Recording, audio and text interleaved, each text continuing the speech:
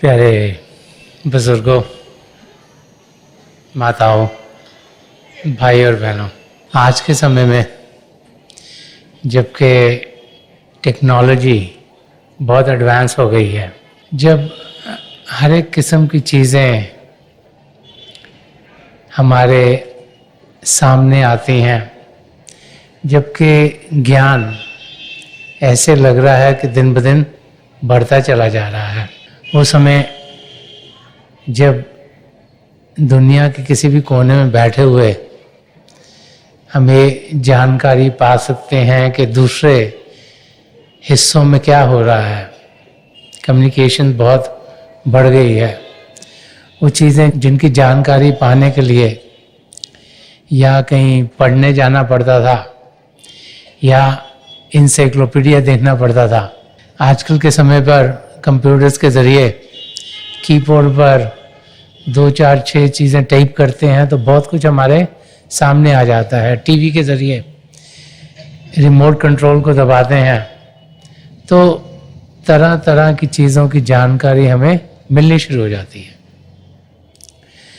तो उस जानकारी से हमें कुछ फ़ायदा है कि नहीं, इस और ध्यान देना भी बहुत ही ज़रूरी है। तो ये जो सब हम ज्ञान पा रहे हैं, ये कहाँ का ज्ञान है? इसे अपरा विद्या कहा गया है। ये बाहरी दुनिया का ज्ञान है। बाहर की दुनिया क्यों कहा गया है? कि ये हमारे असली रूप से अलग है। हम सब अपने घर को अपना घर समझते हैं। उस घर के दायरे से जो चीज बाहर होती है उसको हम सोचते हैं ये बाहर की है। एग्जाम्पल के तौर पर जब हम अपने रिश्तेदारों को मिलते हैं, बाल बच्चों को मिलते हैं, पति पत्नी को मिलते हैं, माँ बाप को मिलते हैं, भाई बहन को मिलते हैं और रिश्तेदारों को मिलते हैं, हम सोचते हैं अपने हैं। क्यों? हमें लगता है कि इनसे हमारा खून का रिश्ता है, ये हमारे अपने हैं। तो जो नजदीकी चीजें, नजदीकी बातें, दुख सुख हम उनसे करते हैं। उस दायरे के बाहर जो उसको कहते हैं ये बाहर के लोग हैं, उनको हम अपने आप से अलग करते हैं। तो इसे बाहर की दुनिया क्यों कहा गया है? कि हमारे असली रूप से ये अलग है। और अगर बाहर की दुनिया की जानकारी पाते रहे तो जिस कार्य को हम करने आए हैं वो हमारा कभी पूरा नहीं होगा। महापुरुष हमें समझाते हैं कि हमें अंदर की दुनिया की जानकारी पानी है। अंदर की दुनिया जो कि आत्मिक दुनिया है, जिसे पराविद्या कहा गया है। हमें जानना है कि हम कहाँ से आए हैं, किस देश के हम वासी हैं। हम लोग तो अपने आप को सोचते हैं जिस देश में पैदा हुआ वही हम हैं। संत दर्शन सिंह जी महाराज फरमाते थे कि नाम है आदमी तो क्या, असल में रूह है इश्क। कि बाहरी रूप से हमें इंसान कहा गया, हम सोचते हैं कि वही हमारा रूप है, क्योंकि इंसानी चोला हमें दिखता है, शरीर दिखता है, ये आंखें दिखती हैं, नाक दिखता है, मुंह दिखता है, हाथ दिखता है, और इसी को हम सोचते हैं कि हमारा असली रूप है। तो संत दर्शन सिंह जी महाराज फरमाते नाम है आदमी तो क्या, कि अगर मुझे नाम दे दिया गया, बच्चा पैदा होता है तो कोई ना कोई नाम दे दिया जाता है, उसी नाम से जिंदगी भर उसे पुकारा जाता है और वो नाम इस शरीर के साथ जुड़ जाता है। लेकिन असली रूप में हम कौन है? रूह इश्क, एक आत्मा, एक सोल जो प्रभु के प्रेम से भरपूर है, जो प्रेम से भरा हुआ है। उसके अंदर जो प्रेम है वो पिता परमेश्वर के लिए है। उस प्रेम का हमने अनुभव करना है। प्रभु का प्रेम जो हम सबके भीतर है, पिता परमेश्वर जो बाहर की दुनिया में नहीं, अंदर की दुनिया में मिलते हैं। परमात्मा जिसे जानने के लिए, पहचानने के लिए आउटर स्पेस पे जाने की जरूरत नहीं। जानकारी पाने के लिए ध्यान अंदर की दुनिया में करना है, और जो अंदर में चिदाकाश है, जो अंदर के रीजन्स हैं, जिन्हें आध्यात्मिक रीजन्स कहा गया है, उनकी और कदम बढ़ाकर उसकी जानकारी पाना ही पराविद्या है। और संदर्शन सिंह जी महाराज फरमा रहे हैं कि सारी जमीन है मेरा घर, सारा जहां मेरा वतन। अब ये जो शरीर है, ये तो एट अ टाइम, एक समय में एक ही जगह रहता है। आज दिल्ली में है, कल फ्रैंकफर्ट में है, परसों शिकागो में है। ये इसको फिजिकली मूव करना पड़ता है, नहीं तो ये एक ही जगह पर रहता है, इस एरिया में रह रहा है। लेकिन आत्मा को कोई रुकावट नहीं, उसका घर सारा जहां है।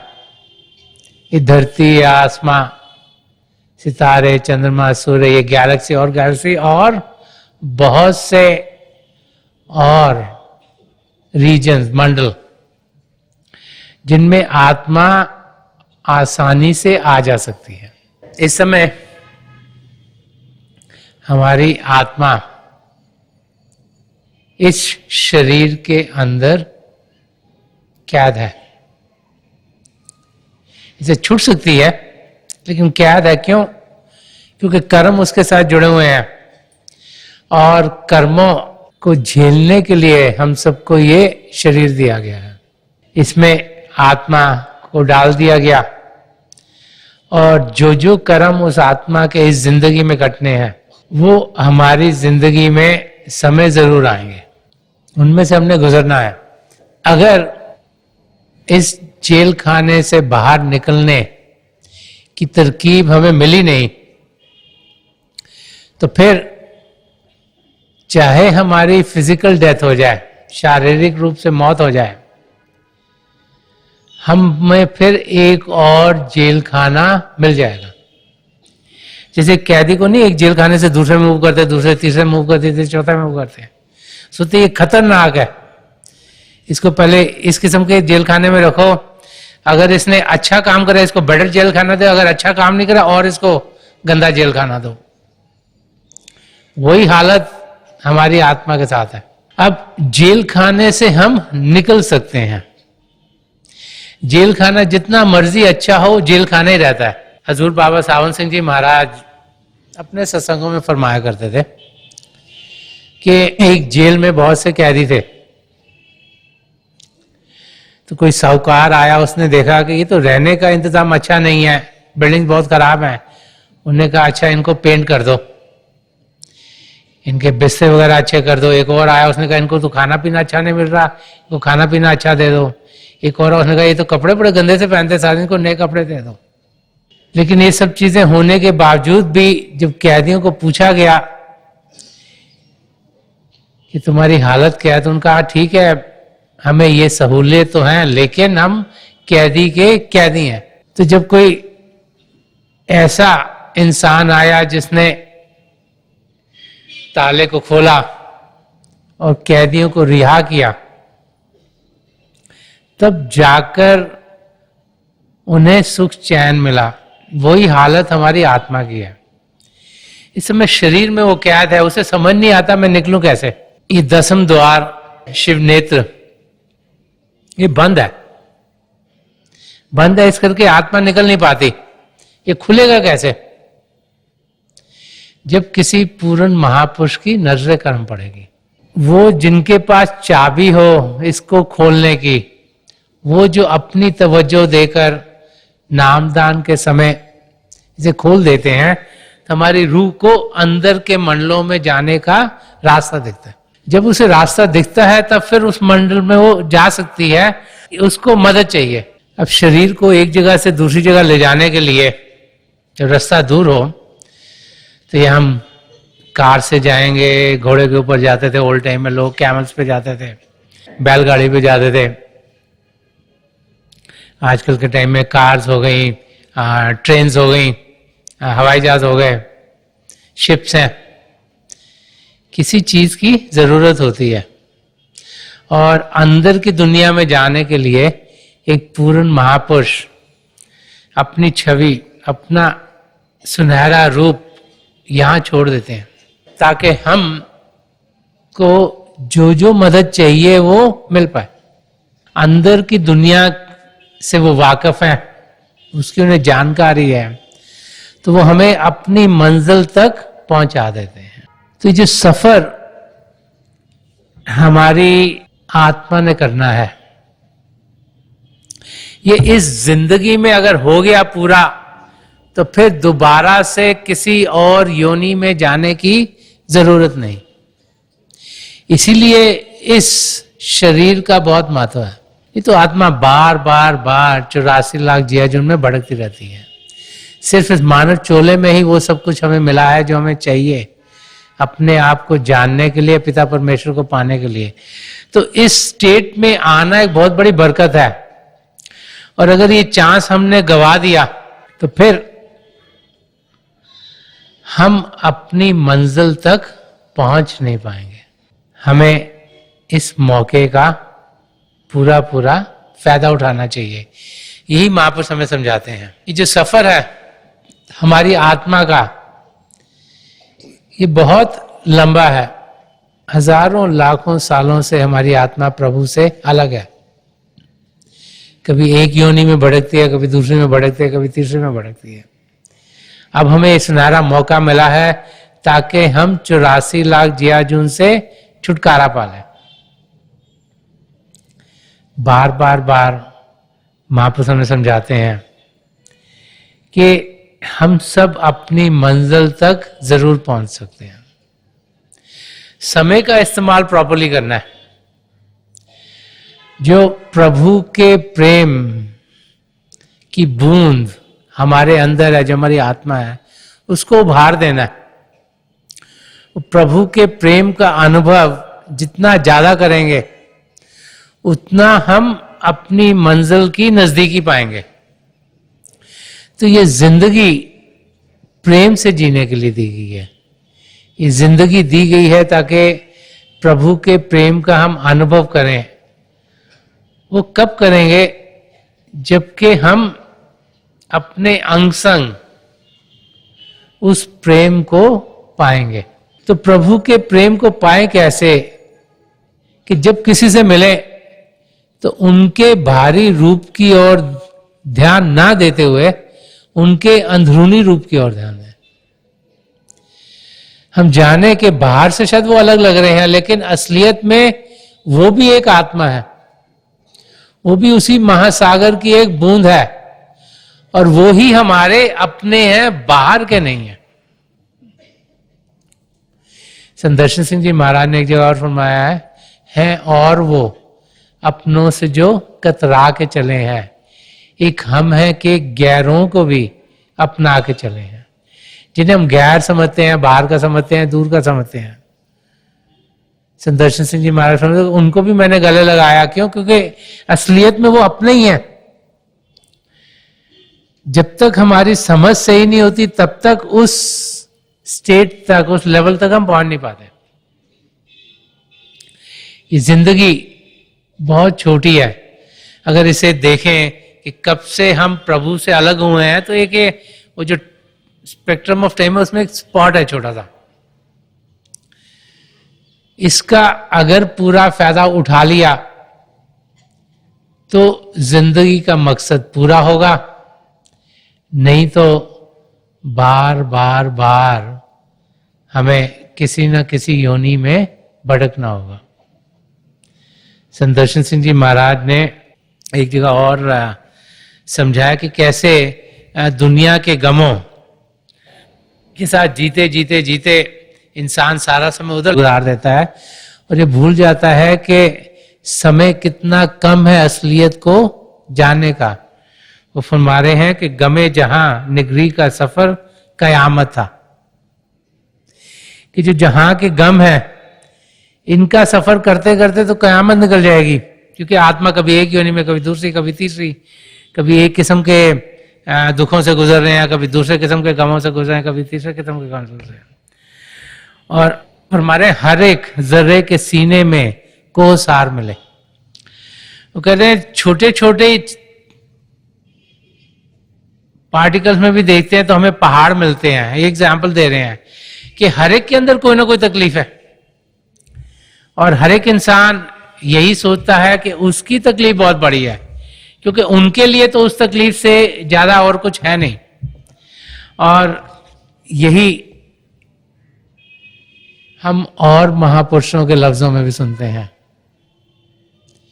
नानक देव जी महाराज ने फरमाया कि नानक दुखिया सब संसार, कि जो भी इस संसार में आता है दुखों से भरा हुआ है। क्यों? क्योंकि प्रभु से दूर है। संत कृपाल सिंह जी महाराज ने उसमें जोड़ा कि सो सुखिया जो नाम आधार, कि सुखी कौन है? जो नाम के साथ जुड़ गया, जो क्रिएटिव पावर है, जिसने सब कुछ रचा, जो कण कण में समाई है, जो उसके साथ जुड़ गया वो सुखी हो गया। तुलसी साहब ने फरमाया कि कोई तो तन मन दुखी, कोई चित उदास, एक ना एक दुख सबन को सुखी संत का दास। कि हर एक को कोई ना कोई दुख लगा है तो सुखी कौन है? संत का दास। तो सही मायनों में एक संत का दास कौन है? जो उनके बताए हुए रास्ते पर चले, जो उनकी देन है, जो नाम के साथ जुड़ना है, शब्द के साथ जुड़ना है, उसका फायदा उठाए। संत कृपाल सिंह जी महाराज बार बार फरमाते थे, if you love me keep my commandment, अगर आप मुझसे प्रेम करते हैं तो मेरा कहना मानो। तो उनका कहना क्या था? कि हम भजन करें, अभ्यास करें, सच्चाई की जिंदगी जिए, सद्गुणों को अपने अंदर ढालें, एक सच्चा सुच्चा इंसान बने, ताकि इसी जिंदगी में पिता परमेश्वर से एक में हो जाए। तो एक संत का दास वो है जो कि अपने सदगुरु के बताए हुए रास्ते पर चलता हुआ अपनी मंजिल तक पहुंचता है। तो सुखी संत का दास के जो उनके बताए हुए रास्ते को अपनाता है,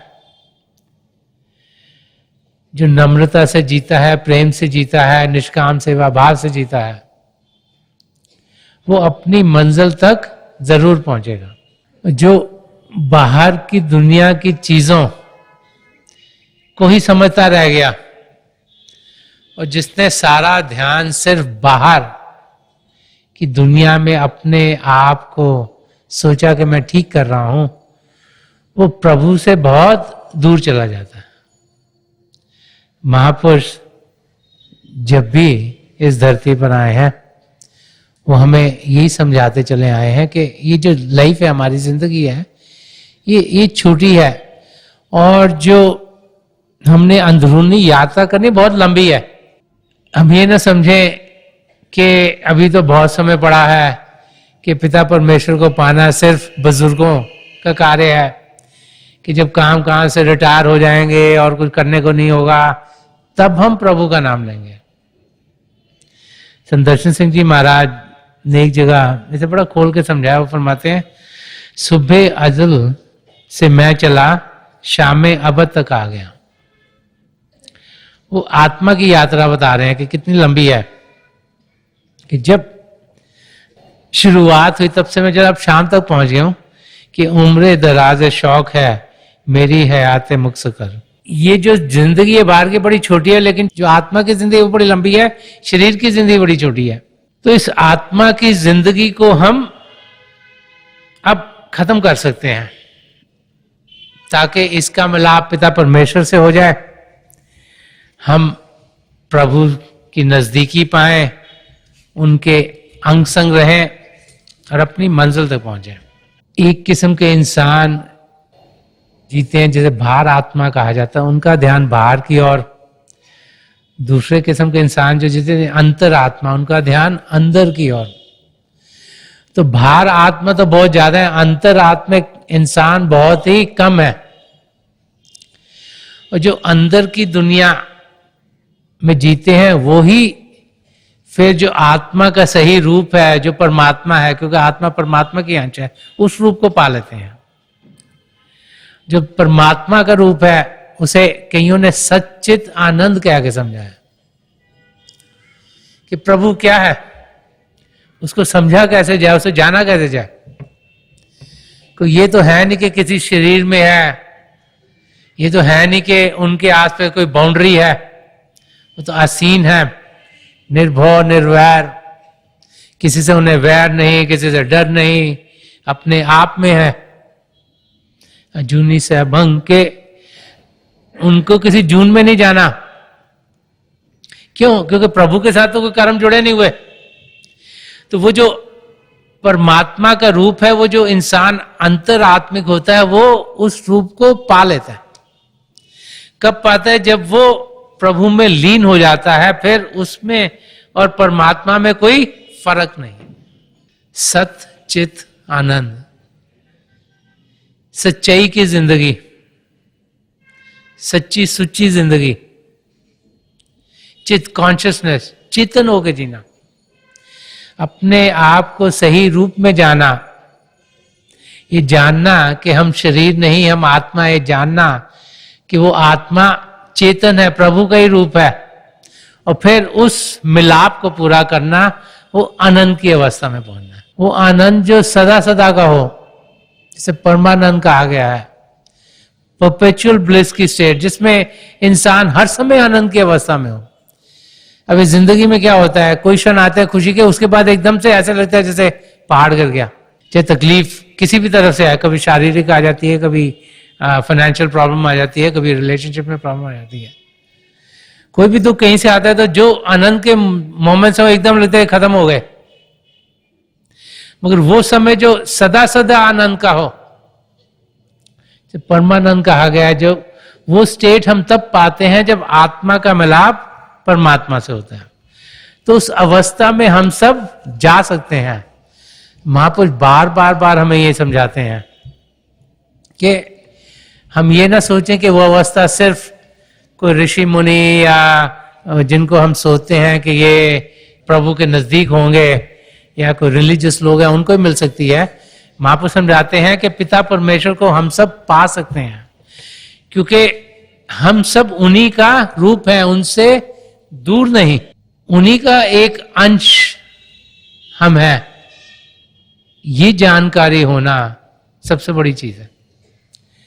अरे मालूम हो जाए कि हम पिता परमेश्वर के अंश हैं, तो फिर उन्हें हम जरूर पा लेंगे। उनको पाने के लिए जो तरीका है वो महापुरुष समझाते चले आए। कबीर साहब, जिन्होंने बहुत कुछ रूहानियत के बारे में कहा है, वो अभ्यास कैसे करें वो समझा रहे हैं। फरमा रहे हैं कि तन थिर मन थिर, बुद्धि थिर सुरत निरत थिर होए। शरीर को शांत करें, मन को शांत करें, जो दिमाग है इसको शांत करें। यही है जिनके जरिए हलचल होती है। तो फिर जो देखने की शक्ति है, जो सुनने की शक्ति है, इनको शांत करें। वो क्या, ये जो शिव नेत्र है, ध्यान यहां पर ही कहा करें। तो फरमाते हैं कि कहे कबीर एक पल को कल्प ना पाए कोई। वो कह रहे हैं कि एक ही क्षण में जो करोड़ों क्षणों के हमने पाप करे हैं, गलतियां करी हैं, वो धुल जाती हैं। कि जैसे ही हम अंदर की दुनिया में बढ़ते हैं, जैसे हजूर बाबा सावन सिंह जी महाराज फरमाते हैं कि जब हम अभ्यास के लिए बैठते हैं, अगर हमें लगे कि हमें अंधेरा दिख रहा है, वो भी हमारे लिए अच्छा है। क्योंकि हमें तो कई बार ये समझ में नहीं आती कि हम क्या देख रहे हैं। तो कहते बैठना जरूरी है, चला गया अंधेरा भी दिख रहा है, वो भी अच्छा है। और जैसे जैसे शब्द के साथ हम जुड़ते हैं, हमारे कर्म कटने शुरू हो जाते हैं। वही यहां पे कबीर साहब कह रहे हैं, लफ्ज अलग है, मीनिंग सेम है। कि शरीर शांत हो, मन शांत हो, बुद्धि शांत हो, तब आत्मा जाके शांत होगी। ये देखने की शक्ति जब कॉन्शियस होगी, सुनने की शक्ति जब कॉन्शियस होगी, तो फिर हम जो हजारों सालों के हमारे पाप हैं, जो हमने चीजें की हैं, जो बार बार बार हमें शरीर के साथ जोड़े हुए हैं, वो कट जाएंगे। तो अभ्यास करना, इसीलिए हिस्ट्री में कोई वाक्य आता है कि 2.5 घंटों का अभ्यास हजारों सालों का जो हमने तपस्या की होती है उससे बेहतर है। वो समय जो प्रभु के शब्द के साथ लगाया उससे बेहतर कोई समय है नहीं। उसका क्या फल है वो शब्दों में बयान करना बड़ा मुश्किल है। एग्जाम्पल के थ्रू कभी कभी हमें हिस्ट्री में जब महापुरुषों की जिंदगी देखते हैं तो कहीं ना कहीं वाक्य मिल जाते हैं। बार बार बार महापुरुष हमें समझाते हैं कि हम शब्द के साथ जुड़े, शब्द के साथ जुड़े, सबके साथ जुड़े। और जैसे जैसे उस शब्द के साथ जुड़ेंगे तो हम देखेंगे कि हम अपनी मंजिल की ओर बढ़ना शुरू हो जाएंगे। हम सबकी मंजिल एक ही है, वो है अपने आप को सही रूप में देखना। जो हमारा रूप है वो शारीरिक नहीं, आत्मिक है। हर एक में पिता परमेश्वर को देखना, वो तब हमारी जिंदगी में संभव होता है जब हम अपने अंदर पिता परमेश्वर के दर्शन करें। जब अभ्यास पर बैठते हैं, प्रभु की ज्योत के साथ जुड़ते हैं, प्रभु की ध्वनि के साथ जुड़ते हैं, तो हमारे अंदर ये प्रभु का शब्द है, वो हमें ये यकीन दिला देता है कि हम पिता परमेश्वर के अंग संग हैं।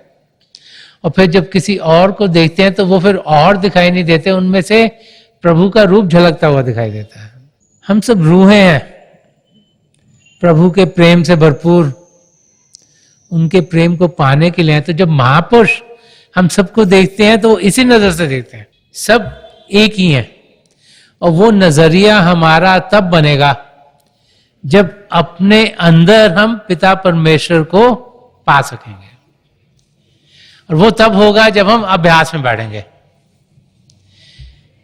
अगर अभ्यास में बैठे नहीं, बाहर की चीजों की ओर ही ध्यान देते रहे, यही सोचते रहे कि बाहर की दुनिया में ही सब कुछ करना है और अंदर की दुनिया में कदम बढ़ाया नहीं, तो ये जिंदगी जीना बेकार है।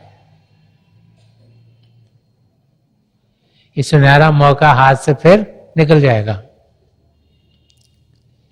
महापुरुष जब भी आए वो हमें यही समझाते चले आए हैं कि जिंदगी का मकसद है अपनी आत्मा का मिलाप परमात्मा से करवाना।